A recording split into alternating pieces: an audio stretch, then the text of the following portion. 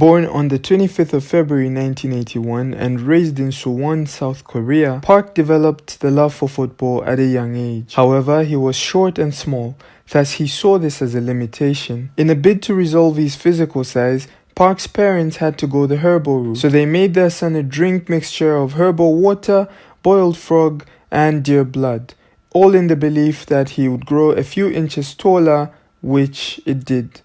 Or puberty did. But it's a story for another day. It didn't take long before the talented Park was recognized as one of the brightest young talents in his native South Korea. And after completing high school, Park would go on to enroll at Myeonji University.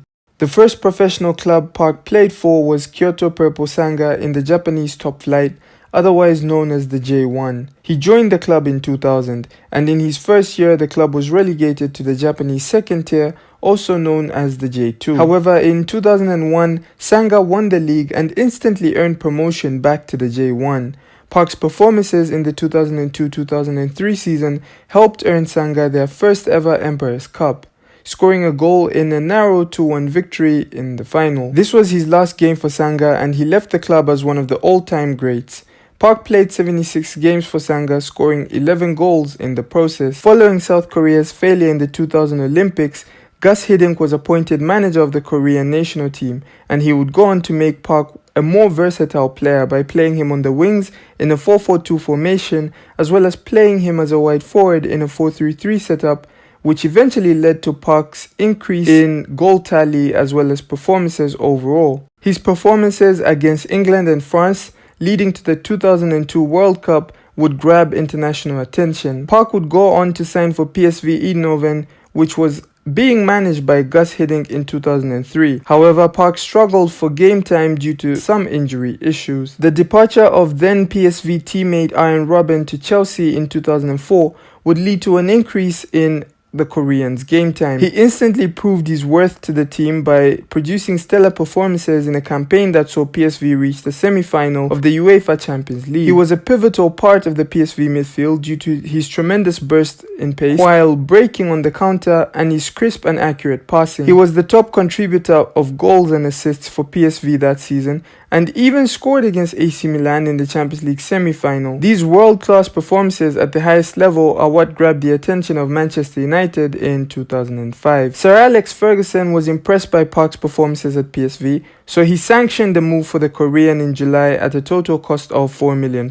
In a team full of superstars, Park's role was not defined at the start of his Manchester United career. He was neither a prolific goalscorer nor a physically dominant force in midfield. In his early days at United, many were skeptical about Ferguson's decision, especially in an era when stats like distance covered, progressive carries, and so on weren't a part of the data. But over the years, Ferguson truly utilized Park's full potential by playing him across all midfield positions as well as a wide forward in a 4-3-3 formation. While playing in midfield, he was more of a box-to-box midfielder.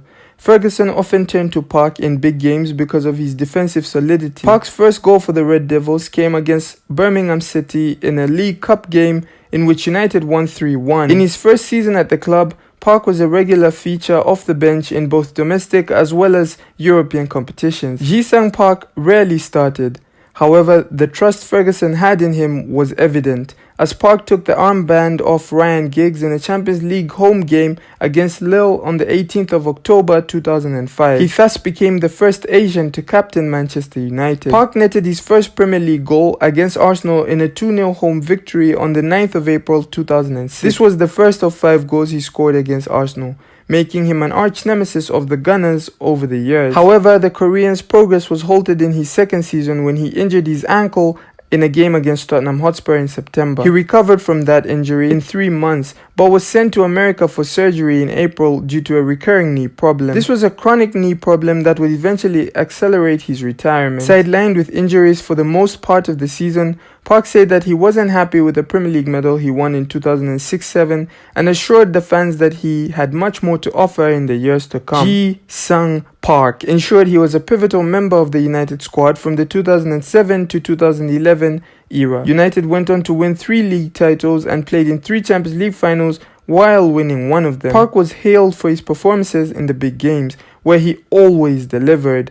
Multiple goals scored against big clubs like Chelsea, Arsenal, Liverpool and AC Milan during his time soon made him a fan favourite amongst the Old Trafford faithful. Ferguson mostly deployed him on the left side of midfield in a three-man midfield. His workman-like attitude and intense pressing gave the likes of Paul Scholes, Rooney, Ronaldo and Tevez the creative freedom which brought the best out of them. However, when played in a front three as a wide forward, Park came up with crucial goals and assists as he broke with pace on the counter. The goal and assist he got against Arsenal in the 2009 Champions League semi-final, or his goal against AC Milan in a 4-0 thumping at Old Trafford, are very good examples. When it came to dubious Champions League fixtures, Park was a go-to player for Ferguson. He was pivotal in both legs while defending a 1-0 lead against Barcelona in the 2008 Champions League semi-final. His relentless work rate, off-the-ball movement and a knack for intercepting made Barcelona a very easy team to play against, and it made him a thorn in Barcelona's side. Ferguson later admitted in an interview that leaving Park out of the 2008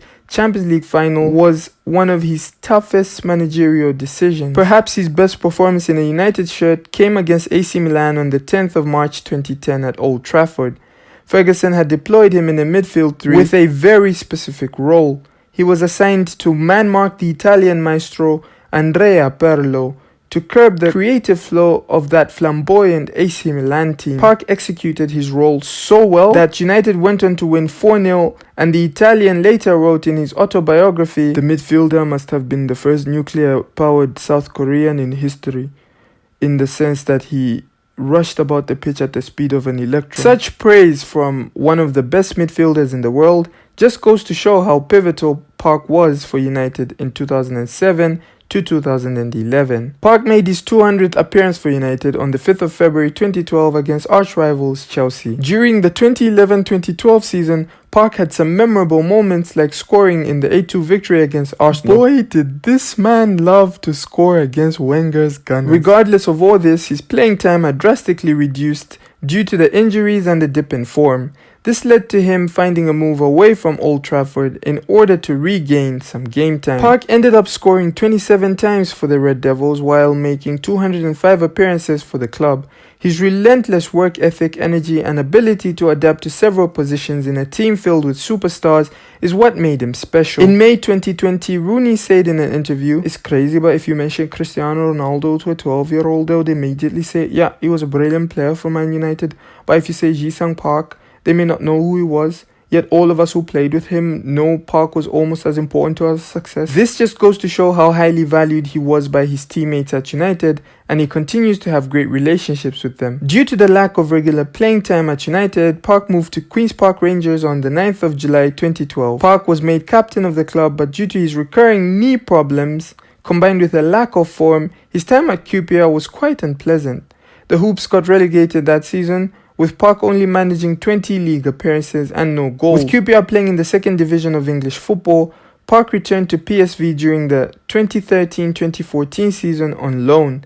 Perhaps the highlight of his return was when he captained PSV to a 4-0 win against Ajax while assisting twice and scoring once. In May 2014, Ji-Sung Park announced his retirement. This was due to the persistent knee injury that he continued to face. Reflecting on his career, he said, "I'm leaving with no regrets. I enjoyed playing football. I have achieved more than I thought I would.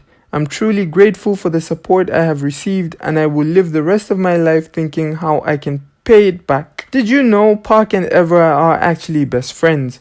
Well, they are to an extent. Evra calls Park's father Papa. Even after the end of their playing careers, the two former teammates still share a very strong bond, frequently paying each other visits at their respective homes. Park Sang-jong, Ji-Sung's father, said the following about Evra. "When Manchester United won the title, Evra was the first player to come and hug my wife and I and take a picture with us. Also, he always calls me Papa.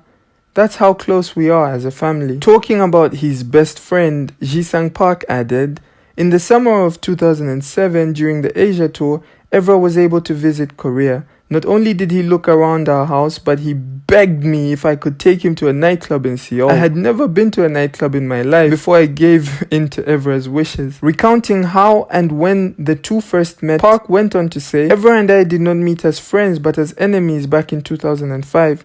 I played for PSV and Evra played for Monaco. He joked, I had my butt kicked around all night by him, so I didn't really feel like being friends with him. Surprisingly, both Evra and I remember that game, and it was destined for us to later become friends both at United and in life in general. The two share a bond so strong that Evra was Park's best man at his wedding.